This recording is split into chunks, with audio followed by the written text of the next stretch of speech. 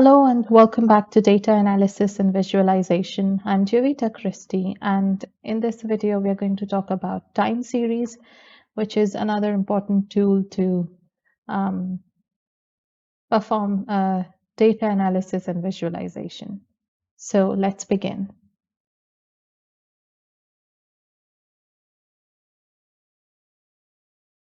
First of all, we'll begin with what a time series is.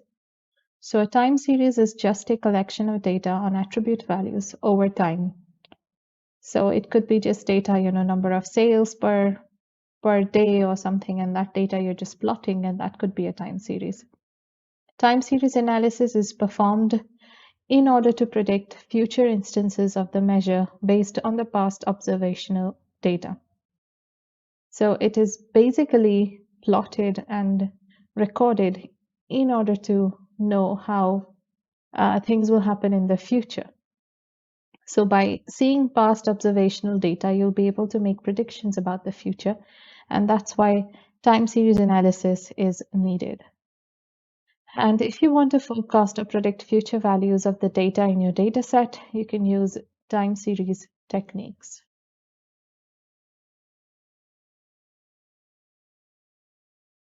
Now, there are different kinds of time series, and the first one is a constant time series. And as you can see, this is the graph. You don't really need to know what's going on X and Y axis. You can just assume this is a sales data time series. So what happens here is in a constant time series, it remains roughly at the same level over the time, but they are subject to some random error. So you can see here that the time series is quite constant over the time. You can see this orange line going here. So it is a constant series and it does not change based on anything. There could be some random errors, but most of the time it's a constant line. So that is a constant time series. Another type of time series is known as a trended time series, which shows a stable linear movement up or down. So you can see it's almost like a linear regression line, which shows either an up or down slope. And in this case, this line is going upwards. There could be a line going downwards. So either way, it's a linear movement. And whenever there's a linear movement, it is a trended time series. The next is a seasonal time series, and here you can see there are two kinds: untrended seasonal time series and trended seasonal time series. So let me just go back a bit and tell you a little bit more about, let's take a look at those graphs once again. So you can see this one is it's untrended seasonal time series, which means there is no trend involved. So you can see it's almost a constant rising and falling. But when you see this trended one, you can see a sort of a slope in this thing. In this, you can see it's going from down to up, and this one's just constant. So there is no trend in this, but this one's got trend. So this is a trended seasonal time series.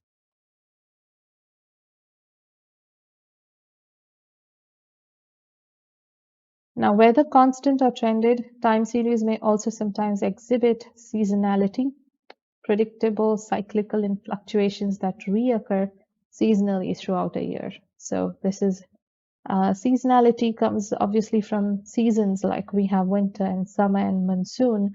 So in the same way, there are predictable cyclical fluctuations that could occur throughout the year. Like, sales could go high because of some, let's say, Christmas season or some sort of a festival season, and that could affect our time series. That is seasonality. And as an example of seasonal time series, consider how many businesses show increased sales during holiday season. Like I said, like Christmas season, you'll see an increased sales. So although your time series could be constant or trended, you might see that there is some rise or fall during some time in the sales. So that is a seasonal time series. Now, if you're using or including seasonality into your model, you should incorporate it in the quarter, month, or even 6-month period wherever it's appropriate. So you have the choice to incorporate this seasonality wherever you like. So you can incorporate it wherever you want, either quarterly, monthly, or 6-monthly or bi-monthly. Time series may show non-stationary processes or unpredictable cyclical behavior that's not related to seasonality as a result of economic or industry-wide conditions. So even the economy plays an important role in the way the time series looks. And when it comes to economy, it could be that the time series is showing some fluctuations, but that's not because of some holiday season. It could be just the economy either rising or falling, or some industry related issues, like maybe some product is just doing very well right now, and at some point there's a less demand, so the product's not doing so well. So this is a seasonal time series.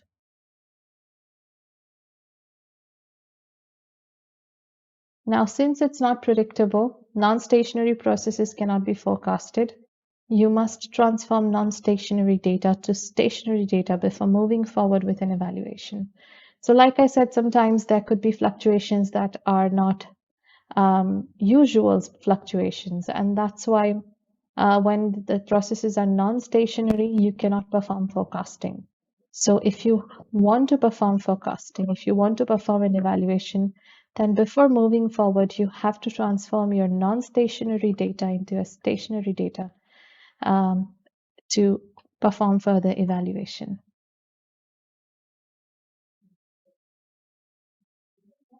Now, how do you model univariate time series? So similar to how multivariate analysis is the analysis of relationships between multiple variables, univariate analysis is a quantitative analysis of only one variable. And when you model a univariate time series, you are modeling time series changes that represent changes in a single variable over time. For example, the sales of some particular product over time. So when you're just analyzing that, then it's a univariate analysis for which time series would be the most suitable option. Now here are some formulas and mathematical models for your reference. You can see this is how time series are created. And after this, I'm going to take you and show you a little bit of Python code on how you can do time series analysis. But before that, let's just review these formulas one by one. So this is the time series type and the mathematical model. For a constant time series, the formula is yt equal to b plus random error, where yt is the observation at the tth time period. So it depends, are you doing a day-wise analysis, or for a particular day you're doing an hourly analysis. So it's all dependent on that. And a and b are constants. So here we have only b, so there's b is a constant value, and t is equal to small t is equal to 1, 2, 3, which is the time period. So like I said, 1, 2, 3 could mean first day, second day, third day. It could also mean the first hour, second hour, third hour. Depends on how you're analyzing. And here Si is a seasonal constant for seasons. For example, I is equal to 1, 2, 3, 4. So there are 4 seasons, and it is a seasonal constant. And wherever it's written, sigma I is equal to 1 to 4, which means there are 4 seasons, and you're putting I raised to I, which is equal to 1. And I raised to I is either 0 or 1. So the trended time series type has this type of formula, yt equal to at plus b plus random error. Constant seasonal time series would have this type of formula, yt is equal to b. As you can see, you're borrowing the formula from constant. So you have b plus, there will be always random error, but in between we are adding these things, which are the season and I. So that is the constant I. So S1 I1 plus S2 I2 and so on. There are 4 seasons for us, so we are putting 4. And then trended seasonal, would be borrowing from the trended one. So you have 80 plus b plus random error, and in between all these seasonal constants are added. And if you have a cyclical time series and the cycles are here, of course, unpredictable, then you cannot possibly model it using a mathematical model. So now let me take you to a little bit of Python code in order to program this type of a time series and to understand how a time series works. So once again, I am using Google Colab to run my Python Jupyter notebook. And you can see here, this is my Python Jupyter notebook. And you can also run your code directly in Google Colab. That way you don't have to download any software. You could install Jupyter notebooks in your computers and then use them directly if you wished to. But you could also just do it in the Colab notebook as I'm doing it, so you don't have to install. So I'm just showing you very quickly how you can create a time series on your own. So this is not created based on real life data. This is just a dummy time series sort of created. So you can know how easy it is to create a time series. And if you had actual data, you could create a time series for that as well. So we will be using the pandas library, as you can see, and the NumPy library. And we're just using a date time function later on. So first of all, let us create a pandas series that logs the time every hour from 1st of November 2019 to the 7th of November 2019. So how to create this? If you already know the pandas library, you probably already know how to do this. And I am going to do a series of lectures on pandas soon, but that would take a little bit more time. So right now I'm assuming that if you're in this course, if you're trying to study data analysis and visualization, you've probably studied this before. So you probably studied pandas and NumPy before. So this is the pandas series that I'm trying to create for all the times every hour from 1st November 2019 to 7th November 2019. So I'm writing PD, which is basically what I named the library while importing it. So pd.date underscore range. Date underscore range is the function that would create this series. And then the start date is 11th November, sorry, 1st November 2019. The end date is 7th November 2019. And the frequency is equal to h. This h, of course, specifies that you want this every hour. And then I'm just going to print df. So you can see this is the output. Let me run the code once again. Although I've run it before, I can run it here again and show it to you. So you just have to press that button right there to run the code. And if you wish to try it out on your own, then feel free to pause the video and go ahead and type the code in your Google Colab notebook and run it and then come back to this. So this is the date time index, and you can see it's created very beautifully. This is the first date, 1st November 2019, and it's the 0th hour, so basically 12 a.m. And then there are minutes and seconds also given. So you can see that. So this is the 0th hour, and then this is the second. You can see it just continues. It keeps going to 1. And then you can see the 2nd hour, the 3rd hour, and there are 24 hours in a day, so it will continue like that. You can see, and you can see dot dot dot, which just means that there is more data which you presently cannot see. Okay, so this is the date time pandas series created. Now, the ISO 8601 format for date is year, month, date, then hours, then minutes, and then seconds. And that's basically what you see here in the series. Now, let's see what is the length of this series we created. So you just have to write len, which is a built-in function in Python for length, and pass df. It gives you 145. Let me run that once again. So 145 is the length of this date time index that we created. Now we are going to turn this series into a Python, into a pandas data frame. To do that, you will use the data frame function from PD, from the pandas library. So pd.dataframe is the function with DNF capital. And in bracket, you're going to pass the series that you want to convert, which is df, which was the variable we used here, df. And the columns is we are passing as is equal to date. So we are passing this. We want the column to be equal to date. So that is how this thing is working. So you can see here, date is the column. Date is the name of the column that we want to give. We want to name all these things we are storing under one column, but we want to name that column date. So it is date. And next we are going to add one more column, a made up column sort of. Actually, the whole series is made up. So we are going to add one more column called sales. And you can see here df sales, which we are adding to our original data frame. And in this, we will be adding some random values from 0 to 1000 to show sales.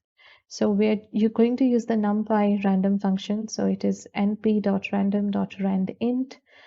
We are passing the values between which we want these random values to appear. So 0 and 1000.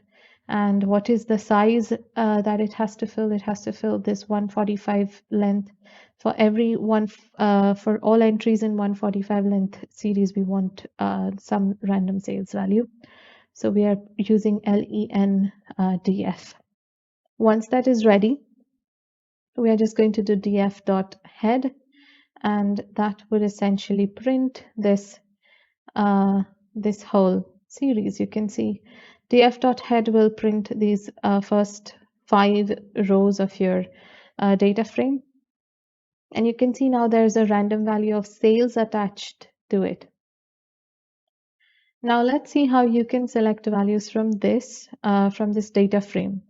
So if you wanted to select a particular date, then you would just, in order to do that, first of all, you would have to assign. You can see this series right here. And once again, feel free to pause right here, run the code on your own, and then come back. Let me run this code and show it to you. I haven't done that.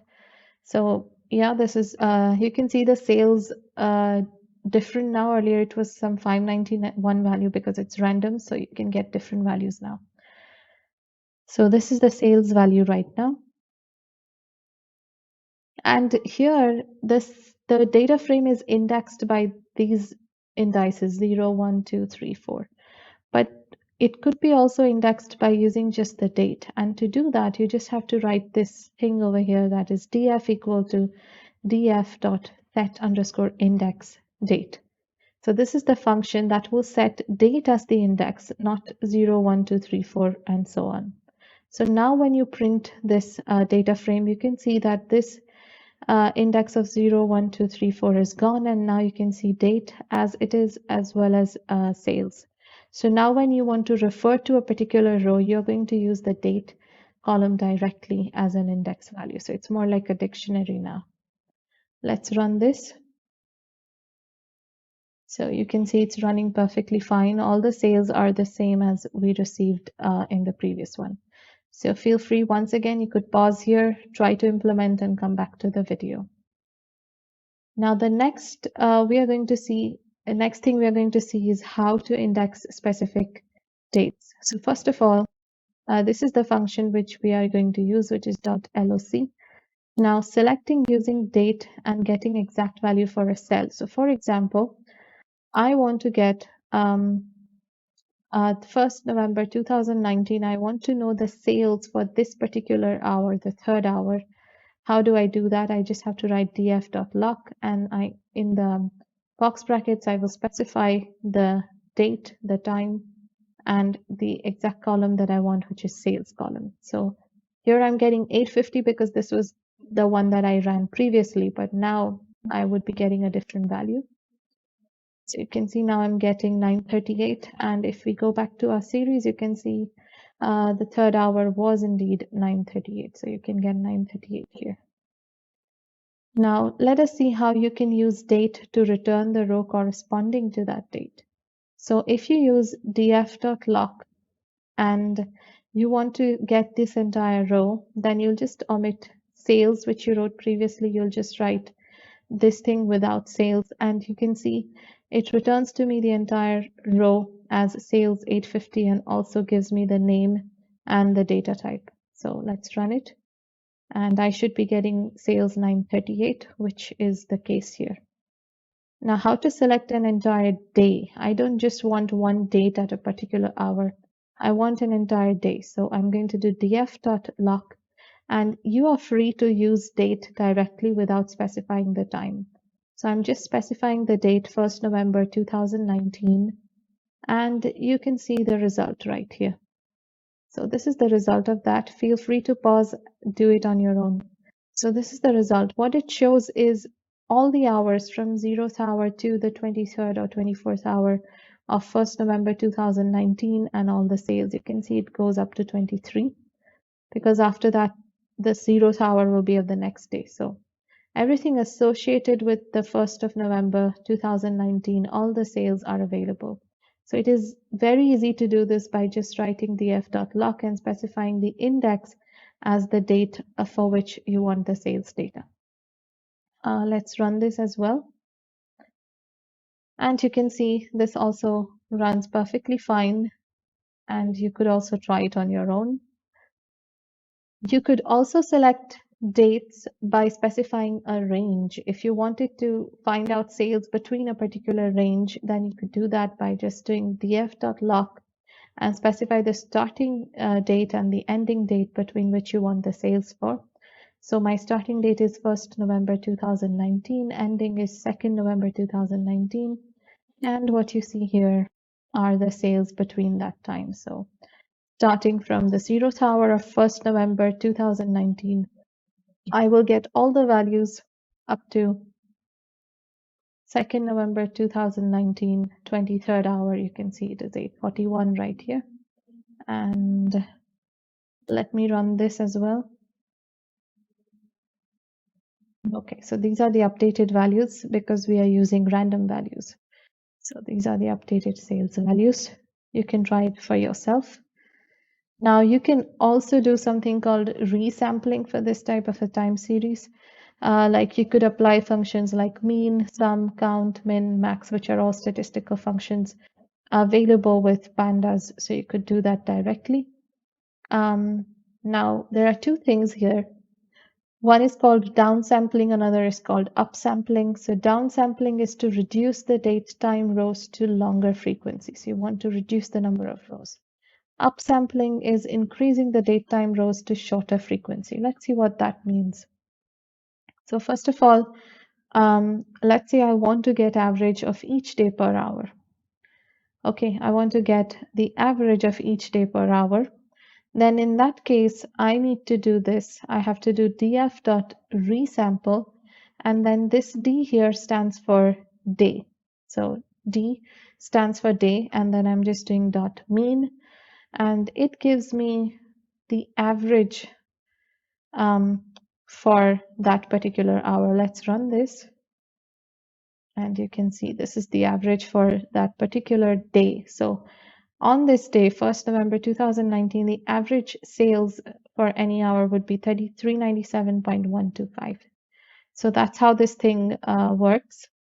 Now, this was upsampling. You can also do downsampling by getting the average for each minute. Okay, because if you want to do that, then you just have to write T instead of D. D stands for day and T stands for minute. So for each minute, you'll just do df.resample T and then dot mean. Now let's run this and then I can talk about it.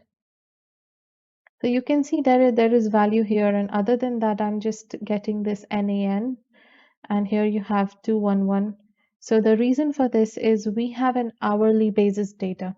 So we do have data for this row, which is the 0th hour, but we do not have any data for the 0th hour 1 minute row. So which is why we are getting NAN. You could verify that right here in this data, in this series we printed, that for 0, 0, 0, 0, 0, 0, the 0th hour, we have sales, but we do not have any data for the 0th hour 1 minute because it is hourly, that's why. So due to that, we cannot write it in that way. Due to that, we are getting NAN, but that's all right. I just want to show you what resampling means. So you can get data like this. But essentially, this would work if you had minute-wise data. But since we have hour-wise data, it does not matter. It's just going to give you the same value, which is available already. And these are the resampling frequencies right here. Okay, so if you want to resample by the minute, you would use T, by the hour H, by the day D, business day B, week W, month M, quarter Q, and year is A. So this is something that you can use and explore further. And I hope you understood time series. And I'll be back with the next video, so I'll see you there, and thank you for watching.